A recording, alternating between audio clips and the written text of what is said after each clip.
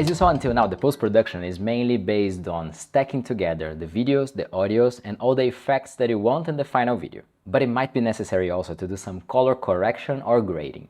And this depends if the way you recorded asks really for it, or if you just want to be more creative about it. Either way, let's take a look on CapCut on how to do it. So we have two different clips here on the timeline. One is a normal camera shot and the other one is a drone shot. The easiest and fastest way to make them pop inside CapCut is just going to the filters panel over here, and you're gonna have a bunch of different filters here that are gonna change how the video looks. Same as always, it's enough for you to click on one of these to see the preview on the preview panel. The thumbnails kinda give you a rough idea of how they're gonna look like in the end. And same as always, pay a lot of attention for these that have the Pro tag on top of them, otherwise you can't export the video later unless you pay for it. Now to use one of these, it's enough to click Add to Track and it's gonna add here on the timeline and you can drag it for as long as you want. Up here in the parameters, now you have the strength slider, so you can make it a little bit more subtle or stronger as you wish. One other thing to pay attention to, and I'm gonna add this other filter here as an example, is that depending on the way you shot your footage, some of these filters can be quite aggressive and they can actually destroy your image. This one, for example, changes so much the colors of the sky that we don't have enough info on the footage to make this a real gradient. So you can actually see the separation of the colors over here, which doesn't look cool at all. So just be aware of this, because adding some of the filters instead of making the footage look very cool, it can totally destroy the image. Now, instead of a filter, if you want to do everything manually, you can just click on the clip and come up here to adjustment, and you're gonna have many different panels over here. And this could be totally a complete class on itself. So let's take a look at the basic features for you to make your image look very good without having to go way too deep.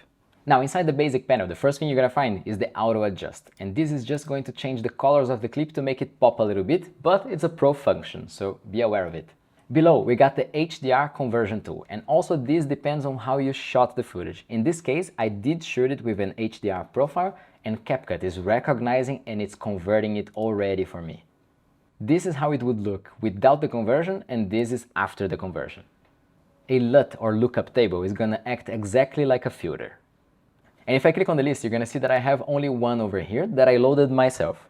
CapCut calls its LUTs the filters, so you're gonna find them all over here. If you wanna load your own, if you have a pack of LUTs that you downloaded from somewhere, you can come up to Adjustment here on the left, LUT, and you can simply import it from wherever you have your LUTs. They're gonna show up here, and you can also add them over here. Now the adjustment panel down here is just like editing a photo. You're gonna have all the controls for brightness, contrast. You can affect only the highlights or the shadows. And this is gonna be the color correction of the footage, making the saturation and the colors and the contrast look right. Now if you wanna be a little bit more creative, you can proceed on to the next tab, which is the HSL, Hue, Saturation and Luminance. And here you're gonna have control over each color independently. So let's pick the orange that is very strong in this image, for example, and let's say that we just want it to be super saturated. I'm just gonna bring it up here, and now we have this ultra strong sunset. And next up you would have the curves and the color wheels, which are for more advanced color graders. These ones really give fine control over the colors on the shadows, highlights, midtones, everywhere. But you should definitely only use them if you really know what you're doing. As a second example, we got this drone shot over here, and this is shot in a log format. As you can see, it's a very grayish and desaturated image that allows for a better color grading and correction in post-production.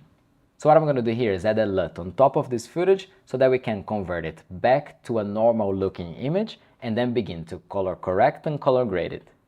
And since I imported already one of my LUTs over here, you can see that it's selected. If I click, we can already see the preview, and if I click on Add to Track, it's gonna add like an adjustment layer that I can just drag to the end of it, and now this is gonna be applied to all my image.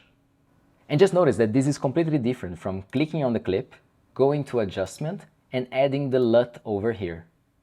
If I actually were to do it right now, I would add this LUT twice, because it's inside the clip and also on top of it, so I'm not gonna do it. The way I recommend you to go about it is that if you have only one clip during the whole timeline, you can simply add it on the clip itself, and that's fine. If you have more than one, it makes no sense for you to go clip after clip, adding the LUT inside the adjustments panel, instead of simply adding it one time over here and just dragging it over across the whole timeline. So let's say, for example, that I wanted to apply this LUT also to the first clip. I can just drag this over here and now it's applied to both of them. This is very exaggerated, but anyways, it's just to show you that you could do that if you wanted. And clicking on this adjustment layer over here, now you can see that also you have all the other controls over here. So let's say that in this case I want to add a little bit of magenta to take away the green cast. Let's make it a little bit warmer, like this. I'm gonna pump a little bit of contrast in the image, reduce the highlights to recover a little bit on the top there, the mountains. Let's sharpen it just a little bit. And now it's looking pretty good. Now there's one last function that I want to show you here because it's very important, especially if you have a video with a person on it. And I'm gonna drag over it the LUT that we used before for the drone. And it's not meant for that, so it's gonna do a lot of damage to the image. But anyways, that's exactly what I want to show you. In this case, the layer is affecting the whole image, including the skin, which looks totally off. But CapCut offers this small button over here, which is the skin tone protection, which is meant to make the skin tone a little bit more natural. So you could still apply the LUT, and it's going to be applied to all the image except to the skin itself. So still, if I enable and disable the track here, you can see that the LUT is affecting the whole image. It's giving it a little bit more punch, a little bit more contrast, even a little bit too much, but the skin is not going crazy like it was before. So if you're adding a LUT to an image that has a person, be sure that it's not affecting the skin tones way too much, or try this feature to try to save it. In this case here, a good mix would be to put the strength of the LUT at 50% and have the skin tone protection on. Alright, so now you know everything you need to edit a very complex video from scratch on your own. But I'm not gonna leave you alone, so we're gonna edit a complete video together.